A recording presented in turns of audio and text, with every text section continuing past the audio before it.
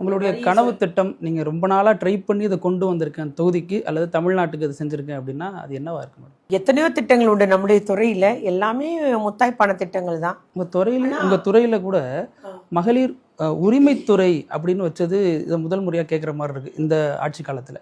அதுக்கு ஏதாச்சும் திட்டமிட்டே இப்படி தான் இருக்கணும், ஏன்னா மகளிர் உரிமை தொகை மாதிரியே இதுவும் மகளிருக்கான உரிமைகளை கொடுக்குற துறை, அந்த அடிப்படையில் வச்சிங்களா? இது எப்படி? உண்மையில் அது முதலமைச்சருடைய முடிவு தான் மகளிர் உரிமைத்துறைன்னு வச்சது. காரணம், பெண்களுக்கான சட்டங்கள், குழந்தைகளுக்கு பாதுகாப்புக்கான சட்டங்கள், அவங்களுடைய நலச்சட்டங்கள் எல்லாமே இந்த துறை தான் அமல்படுத்துகிறது, செயல்படுத்துகிறது. அதனால் அது உரிமைத்துறைன்னு சொல்கிறது சரியான ஒரு பேர் தான். ஏன்னா பணிபுரிய இடங்களில் பாலியல் வன்கொடுமை சட்டம், போக்சோ சட்டம் எல்லாமே செயல்படுத்துகிறது இந்த துறையாக இருக்கிறதுனால அந்த பேர் வச்சுருக்கிறாங்க. முத்தாய்ப்பான திட்டத்தில் ரொம்ப எனக்கு மனசில் நின்ன திட்டம்னா அந்த அன்பு கரங்கள் திட்டம்.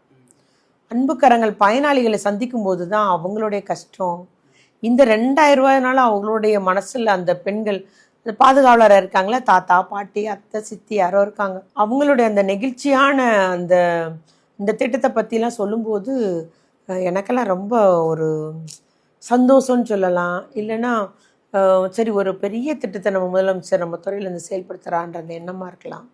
ரொம்ப நல்ல ஒரு எதிர்கால சந்ததிக்கு ஒரு நல்ல அவங்கள உணவு உடை உறையுள் தரக்கூடிய திட்டம்னா அந்த அன்பு கரங்கள் திட்டம். முதல்ல எனக்கு இங்கே வரும்பொழுது ஆச்சரியமே, எப்படி இவ்வளோ எளிமையாக ஒரு சாதாரண குடியிருப்பில் வீடு அமைச்சிருக்கீங்க. ஒரு திருநங்கை வந்திருந்தாங்க, நேற்று நிறைய துண்ணூறு பூச்சிருக்காங்க, உத்திராஜ கட்டையெல்லாம் போட்டிருக்காங்க. உங்களை எளிதாக உள்ளே அக்சஸ் பண்ணி பார்த்துட்டு போயிடுறாங்க. நாங்கள் கூட அப்புறம் தான் வர முடியுது, அவங்க ரொம்ப எளிதாக யார்ட்டையும் வெயிட் பண்ணாமல் வந்துட்டு பார்த்துட்டு போயிடுறாங்க. இந்த எளிமை எப்படி உங்களுக்கு சாத்தியப்பட்டுச்சு? அப்படி இருக்கணுன்ற முடிவு எடுத்தது தான். சரிங்களா? எனக்கு என்ன ஆச்சரியன்னா, உங்களை வரத்துக்கு நான் வெளில வெயிட் பண்ணிட்டு இருந்தேன். உங்கள் எய்த்த வீட்டில் ஒரு பெண் இயல்பாக முடியெல்லாம் கோதி முடியெல்லாம் தூக்கி தூர போட்டு போகிறாங்க. ஒரு அமைச்சர் வீட்டுக்கு எய்த்த வீட்டில் ரொம்ப நெருக்கமாக இருக்குது, ரொம்ப இயல்பாக இருக்கிறப்ப பார்க்குறது வினோதமாக இருக்குது. அதனால் கேட்குறேன். அதுதான் என்னுடைய தந்தையார் எங்களுக்கு சொல்லி கொடுத்தது. அதுதாங்க, எளிமையாக இருக்கணும்னு சொல்லுவார், ஆடம்பரமே கூடாதுன்பாங்க என்னுடைய தந்தையார்.